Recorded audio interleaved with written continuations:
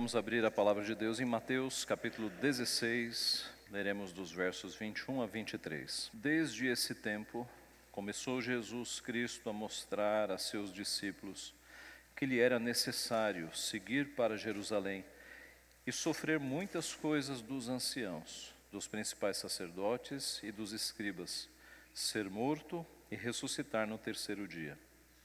E Pedro, chamando-o à parte, começou a reprová-lo, dizendo: tem compaixão de ti, Senhor, isso de modo algum te acontecerá. Mas Jesus, voltando-se, disse a Pedro: arreda, Satanás, tu és para mim pedra de tropeço, porque não cogitas das coisas de Deus, e sim das dos homens. Vamos orar.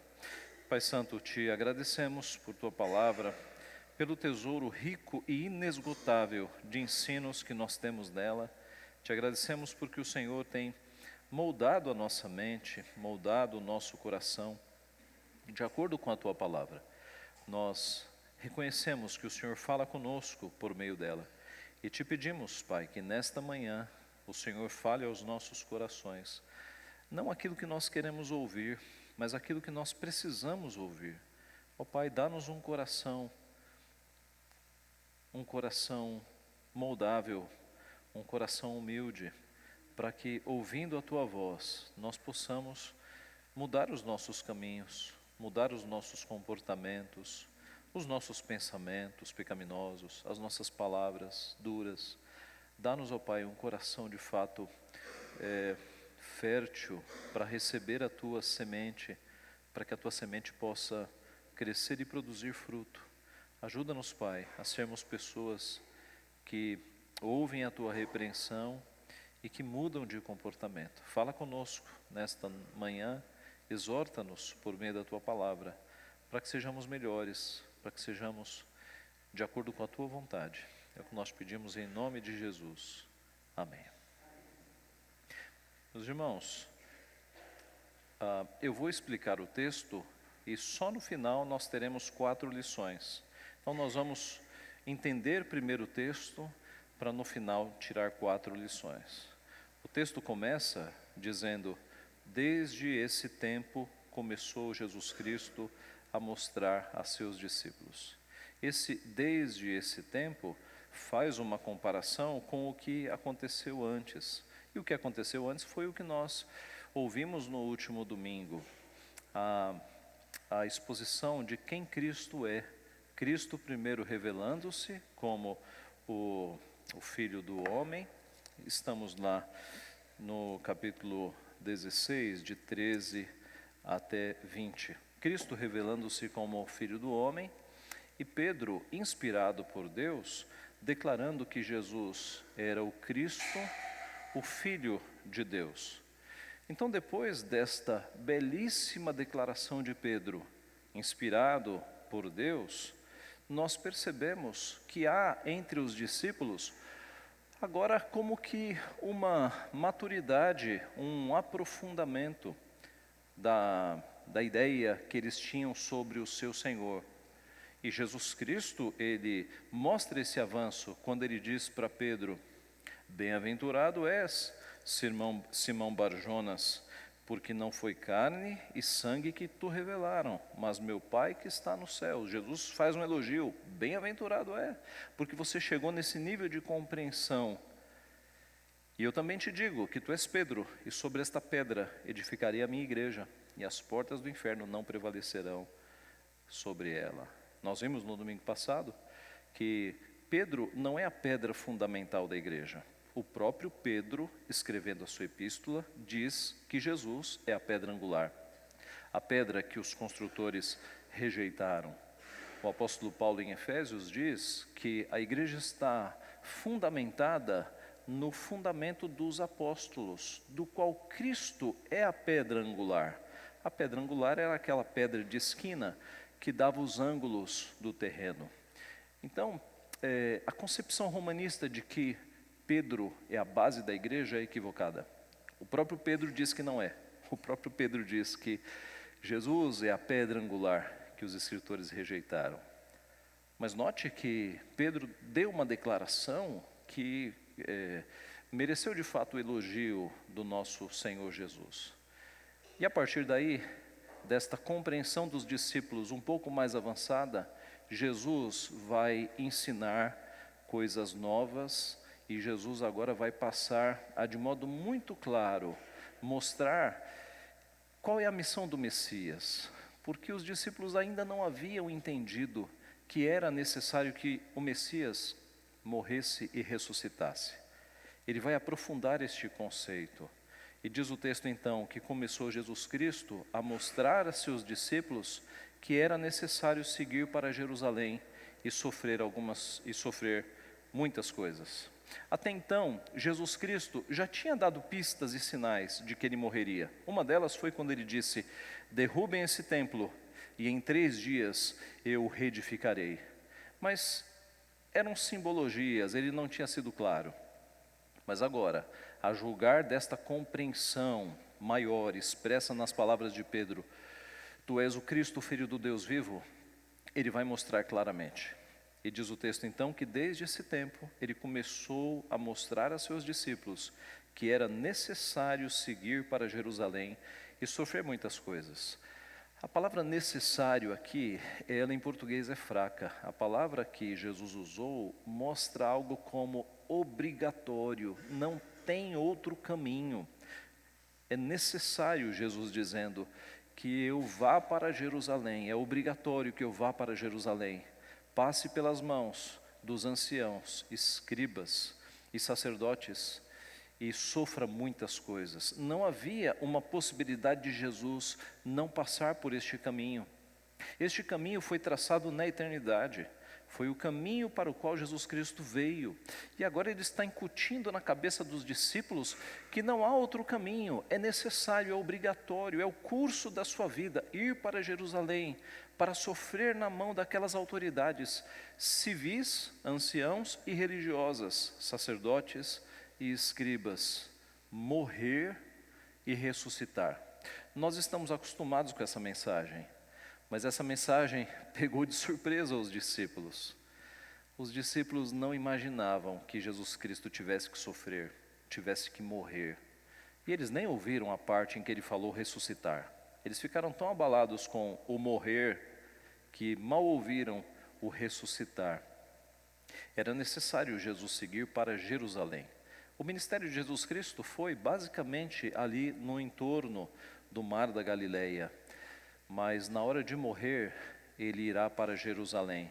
Por quê? Porque em Jerusalém é que se ofereciam os sacrifícios. Era no templo que os sacrifícios eram feitos. E todos os sacrifícios, todo o sofrimento e morte de animais, apontavam para o grande sofrimento e a grande morte, não de um animal, mas do próprio Filho de Deus. João Batista diz: eis o Cordeiro de Deus, que tira o pecado do mundo. Jesus Cristo então tem que ir para Jerusalém, porque é em Jerusalém que o Cordeiro é sacrificado. E Jesus Cristo agora vai ser sacrificado em nosso lugar, por amor a nós. Era necessário que ele fosse para Jerusalém, para sofrer muitas coisas dos anciãos, dos principais sacerdotes e dos escribas, os poderes civis e religiosos da época. Ser morto e ressuscitado no 3º dia. E isso, irmãos, abalou os discípulos. Eles não haviam entendido ainda, como nós dizemos, a ficha não havia caído ainda, de que o Messias deles teria que morrer. Então, Pedro chama Jesus de lado, tira Jesus ali dos outros e, chamando-o à parte, começa a reprová-lo. Na nossa versão, começa a reprová-lo. Pedro começou a censurar Jesus, começou a corrigir Jesus. Irmãos, quanta audácia de Pedro. O que passou na cabeça de Pedro?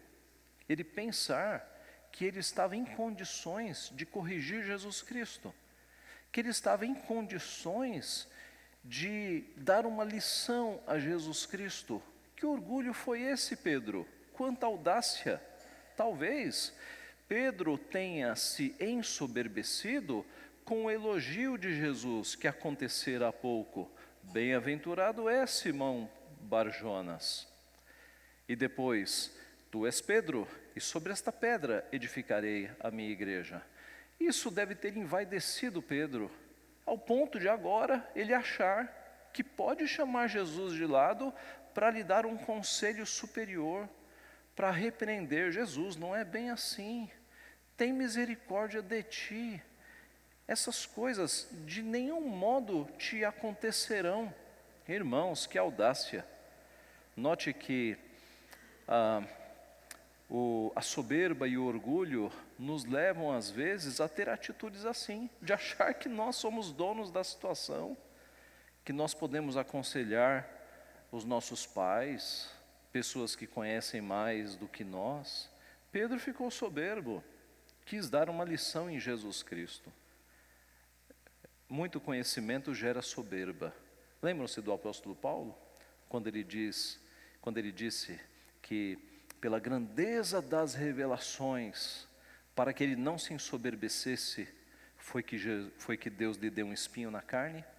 O espinho na carne veio justamente para que Paulo não se tornasse um soberbo, porque ele recebeu revelações que outros apóstolos não tinham recebido. Aqui Pedro recebeu um elogio que foi dos grandes. Simão Barjonas, bem-aventurado és, porque não foi carne e sangue que tu revelaram, mas o próprio Pai que revelou isso. Tu és Pedro, e sobre esta pedra edificarei a minha igreja. E Pedro se acha agora nas condições de chamar Jesus à parte para puxar-lhe a orelha. Que audácia, que orgulho. E quando Pedro fala, isso, Senhor, tem compaixão de ti, isso de modo algum te acontecerá, ele vai receber a bronca, a repreensão mais dura que um discípulo já recebeu. Ele vai ser chamado de Satanás. Retira-te, Satanás. Arreda-te, Satanás. Não é que Satanás tenha tomado o corpo de Pedro, nada disso. Não há nenhuma possessão aqui. Mas Jesus ficou tão nervoso e deu a palavra mais dura que um discípulo ouviu dos lábios de Jesus, foi Pedro que ouviu. Jesus deu a repreensão mais dura que um discípulo jamais tinha ouvido, porque aquele discurso de essas coisas não te acontecerão, o Senhor não precisa passar por isso, foi exatamente o discurso do diabo na tentação. Nós lemos Mateus capítulo 4, vá para lá, Mateus capítulo 4, versículo 11, versículo 10, Mateus 4, 10. Então Jesus lhe ordenou, retira-te, Satanás. Esse retira-te aqui é o mesmo que Jesus falou para Pedro. Arreda, Satanás, retira-te, Satanás. E o contexto é o mesmo. Aqui na tentação, a tentação de Satanás tudo isto te darei se prostrado me adorares. Jesus, você não tem que passar pela morte, pela cruz. Basta curvar aqui, que eu já vou te colocar na glorificação, eu vou te dar tudo. Veja, o caminho de Jesus era sofrer, morrer, ressuscitar e ter toda a glória e todos os reinos do mundo. Esse era o caminho. Mas antes da glorificação, vinha o sofrimento e a morte. E Satanás ofereceu um atalho. Tudo isso te darei. Não precisa de cruz, não precisa sofrer. Prostre-se agora diante de mim que eu vou te dar todos os reinos da terra. Essa foi a promessa de Satanás. Não precisa de sofrimento. Eis que Pedro está falando a mesma coisa. Senhor, essas coisas de modo algum te acontecerão. O Senhor não precisa passar pela morte, por sofrimento. O que é isso? E aí Jesus repreende Pedro como fizera com Satanás. Arreda, Satanás. Retira-te, Satanás. Tu és para mim pedra de tropeço, porque não cogitas das coisas de Deus, e sim das dos homens. Então, de novo, Pedro não foi possuído por Satanás aqui, mas Satanás estava no ouvido de Pedro, sugerindo coisas, e é por isso que Jesus fala, arreda-te, Satanás, retira-te, Satanás. Era o Satanás que estava cochichando no ouvido de Pedro, e Pedro deu essa sugestão iníqua e perversa: Senhor, o Senhor não precisa passar pela morte, não precisa passar pela cruz. E Jesus continua, virando-se agora para Pedro: Tu és para mim pedra de tropeço. Irmãos, em poucos minutos, Pedro saiu de um alto elogio e do título rocha para pedra de tropeço, em poucos minutos. De rocha a pedra de tropeço, em poucos minutos. Veja como nós pecadores somos inconstantes, não é? Alguns profetas tiveram vitórias maravilhosas e poucos minutos depois estavam escondidos numa caverna, temendo a morte, não é? Nós somos inconstantes assim também. Algumas vezes na nossa vida nós temos declarações impressionantes, nós evangelizamos pessoas, nós somos usados por Deus, mas dada a nossa inconstância, poucos minutos depois, nós podemos estar fazendo coisas que envergonham o nosso Deus. Nós precisamos nos firmar para ter uma constância. O apóstolo Paulo denunciou a inconstância dos Gálatas, por exemplo, e nós devemos ter esta constância. Pedro mostrou aqui que no momento ele estava quase que exaltado: bem-aventurado Simão Barjonas, tu és rocha, e agora arreda Satanás. Você não é essa rocha, você é pedra de tropeço, porque não cogitas das coisas de Deus e sim das dos homens. Pedro estava pensando aqui em termos de felicidade material. Por que Jesus tem que passar pela morte, pela cruz? Senhor, tem misericórdia de ti, isso não vai acontecer com o Senhor. Ele estava com o ideal de felicidade, de conforto humano. E Jesus diz: você não está cogitando das coisas de Deus, você não está pensando nas coisas dentro do prisma de Deus, mas você está pensando dentro do pensamento terreno, humano. Jesus Cristo não veio para se adequar aos nossos desejos humanos, Ele veio para ser sacrifício, Ele veio morrer por um povo. E por mais que desde aquele tempo da declaração de Pedro, Jesus estivesse expondo isso claramente aos discípulos, parece que eles não pegaram. A notícia da morte de Jesus não entrava na cabeça dos discípulos. Isso vai ficar claro quando Jesus morre. Os discípulos se trancam, se escondem. Parece que eles não estão entendendo que Jesus Cristo vai ressuscitar. E quando Ele ressuscita, tem discípulo que não acredita, Tomé. Então, as coisas parece que não entraram na cabeça deles num primeiro momento. E assim o nosso texto termina com esta duríssima repreensão que o apóstolo Pedro recebeu do nosso Senhor. E recebeu merecido, porque achou-se na condição de repreender o próprio Senhor Jesus Cristo. 4 lições que nós podemos tirar daqui.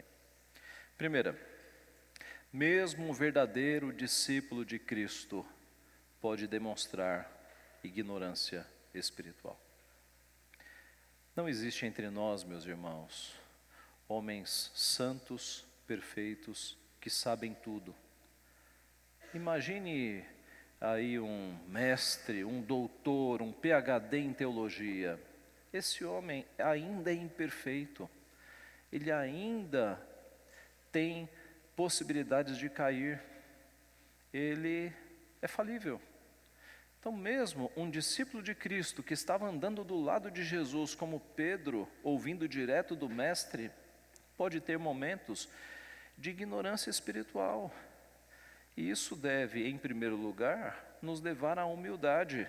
Vamos abaixar um pouco o conceito que nós temos sobre nós. Nós não somos infalíveis, nós podemos errar, estamos passíveis de erro.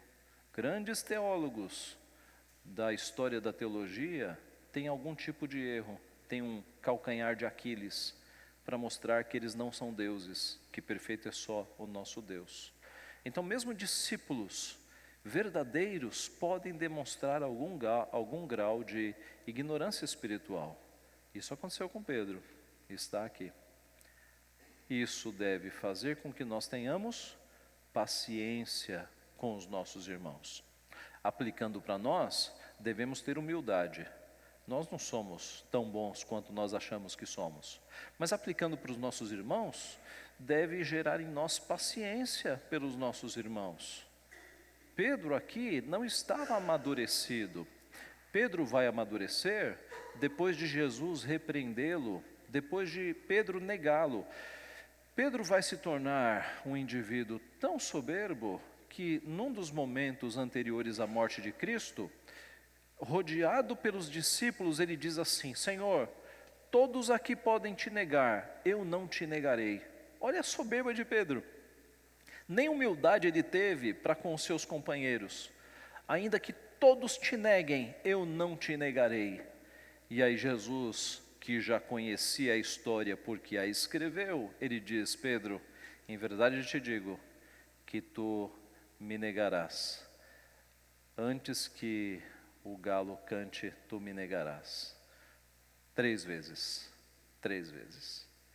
E é o que acontece, nós conhecemos a história. E aí Jesus, depois da ressurreição, chama Pedro e fala: Pedro, tu me amas mais do que todos estes? E eu imagino o tamanho de Pedro agora, depois de ter negado Jesus Cristo, e Jesus vai chamá-lo para repreendê-lo. E Pedro, tu sabes que eu te amo. E Jesus, segunda vez: Pedro, tu me amas? E Pedro responde segunda vez. E Jesus, terceira vez: Pedro, tu me amas? E aí Pedro se rende e fala: Senhor, tu conheces todas as coisas, tu sabes que eu te amo. Pedro negou o Cristo 3 vezes. E Jesus fez com que Pedro reafirmasse o seu amor na justa medida, 3 vezes. E aí Pedro é restaurado. Jesus fala: apacenta o meu rebanho. Ele está restaurado moralmente, porque depois daquela negativa, depois de ter sido tão soberbo e negar Jesus Cristo, ele ficou sem condições morais de ser um discípulo. Então Jesus o chama e o restaura. Apacenta o meu rebanho, você está perdoado. E a partir daí, este imaturo Pedro, soberbo, impulsivo, ele vai se tornar um líder maduro. Ele vai se tornar de fato o líder dos apóstolos. O livro de Atos mostra isso. É ele quem vai usar aqueles rompantes agora direcionados para a glória de Deus. Pedro amadureceu. Então, tenha paciência com os irmãozinhos que estão ao teu redor, que ainda são Pedros não amadurecidos. Tenha paciência. Às vezes nós queimamos pessoas na igreja e na nossa vida muito rápido. Tenha paciência. Jesus Cristo teve paciência com Pedro. Jesus Cristo não jogou Pedro fora. Jesus Cristo tratou de Pedro, chamou Pedro, repreendeu, e Pedro amadureceu. Às vezes nós cristãos somos muito impacientes, nós queimamos as pessoas. Não vou com a cara daquele, ponto final. Não gosto daquela pessoa, não falo com ela, ponto final. Não, tenha paciência. Nós temos que ser longânimos. Nós temos que entender que Deus tem paciência conosco. Nós não somos fáceis. Nós não somos fáceis. E Deus tem paciência conosco. Tenhamos paciência e amor com os nossos irmãos, que ainda por vezes são Pedros, não amadurecidos, mas eles estão no caminho. Deus vai amadurecê-los.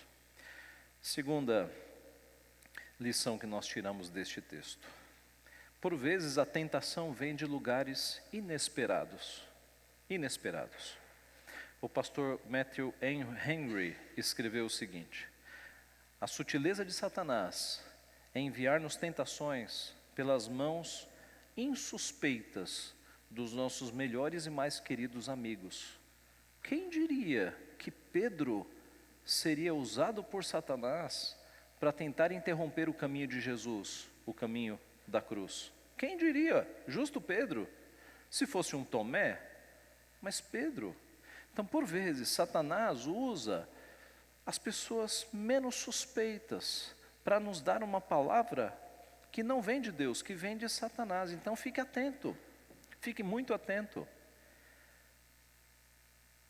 Satanás atacou Adão por meio de Eva, atacou Jó por meio da sua esposa, e aqui tentou atacar Jesus por meio de um dos seus discípulos mais próximos, o próprio Pedro. Então nós devemos aprender a conhecer a voz do diabo, tanto quando ele fala por meio de uma serpente, como quando ele fala por meio de um servo de Deus. Porque dada a nossa pecaminosidade, a nossa ignorância, por vezes, quando nós estamos cogitando mais das coisas do mundo do que das de Deus, nós podemos reproduzir palavras e tentações de Satanás, como Pedro o fez nesta ocasião. Então a segunda lição é, cuidado, as tentações podem vir de lugares inesperados, até dos melhores amigos, até de gente de dentro da igreja. Terceira lição, tomemos cuidado para não pensar como o mundo pensa. Nós temos que ter a mente de Cristo. O mundo tem uma forma de pensar, geralmente uma forma materialista, que exalta o Deus dinheiro. Os crentes têm que pensar de outra forma. Os nossos prazeres não são os prazeres do mundo. Os nossos sonhos não são os sonhos do mundo. As nossas diversões e os nossos projetos de vida não são os projetos de vida do mundo. O crente tem outros objetivos, tem outros projetos. E quantas vezes alguns crentes estão pensando igualzinho o pessoal das novelas? As novelas, seja da maior emissora ou de qualquer outra, por vezes estão formando mais a cabeça das pessoas do que a palavra de Deus. Nós temos que pensar de acordo com a palavra de Deus, meus irmãos, não de acordo com a mídia, que nos coloca sempre no mesmo caminho, um caminho das trevas. O nosso pensamento tem que refletir a mensagem de Deus. Um exemplo aqui. Há uns anos atrás, aqui na igreja, eu acho que nós nem tínhamos filhos ainda, e eu falei para a igreja, o plano da nossa família é ter muitos filhos, 4 filhos. E algumas pessoas falaram assim, que é isso, pastor? Isso não se faz, a gente não pode ter muitos filhos. E aí veio uma série de conselhos que não refletiam a palavra, que refletem o pensamento do mundo. Porque o pensamento do mundo é, tenha um filho, ou 2 no máximo, e cerque-o de bens materiais, e tenha a tua tão sonhada TV gigante, o teu carro do ano, etc, etc, etc. Esse é o pensamento materialista. Então veja, dentro da igreja, por vezes, nós temos pessoas pensando mais como o mundo pensa, do que como a palavra de Deus pensa. E para que isso aconteça não é difícil. Se você está se alimentando mais da mídia, da televisão e da internet do que da palavra, isso é um caminho natural. Você tem que encher a tua mente da palavra de Deus. Ela tem que moldar a tua mente, para que você tenha a mente de Cristo. E aí, você vai ser perseguido pelas pessoas no teu trabalho. Você não vai pensar como elas. As pessoas vão perceber que você pensa diferente, que você pensa de acordo com a palavra. Esse é apenas um exemplo, para que você tome cuidado, se as palavras e as tuas opiniões não estão refletindo mais o modo de pensar do mundo, do que o modo de pensar de Deus. Pedro aqui foi repreendido por Cristo. Pedro, você está cogitando as coisas dos homens, e não as coisas de Deus. Você está pensando como os homens pensam, e não como eu tenho ensinado a vocês. Quarta e última aplicação. A doutrina da morte de Jesus é central para a nossa fé. Você pode ter irmãos de outras igrejas e discordar em alguns assuntos, quanto ao culto, quanto à forma de governo, quanto à escatologia, quanto ao batismo. Nessas áreas nós podemos ter algum nível de discordância, mas quanto à morte de Jesus Cristo, meus irmãos, aqui não cabe discordância. Quem discorda deste ponto de fé não é irmão, porque este é um ponto central da nossa fé. O fato de que Cristo morreu pelos nossos pecados e ressuscitou. Neste ponto nós não temos qualquer possibilidade de tolerância, este ponto é vital para a nossa fé. E note que o que gerou a reprimenda mais forte que um discípulo já ouviu da boca de Cristo foi justamente quando um discípulo sugeriu que Jesus Cristo não precisava morrer. Nesse momento Jesus disse, retira-te, Satanás. foi a reprimenda mais forte que um discípulo jamais ouvira. Que Deus assim nos abençoe, meus irmãos. Que Deus faça de nós verdadeiros discípulos que entendem a missão do nosso Redentor. Discípulos que não são ensoberbecidos como Pedro foi. Discípulos que são pacientes, que são longânimos, que são humildes, que consideram os que estão ao redor com as suas falhas, mas mesmo assim os consideram irmãos. E discípulos que estão com a mente de Cristo sendo formada, pensando mais de acordo com a palavra do que com os ensinamentos do mundo. Que Ele assim nos abençoe. Amém.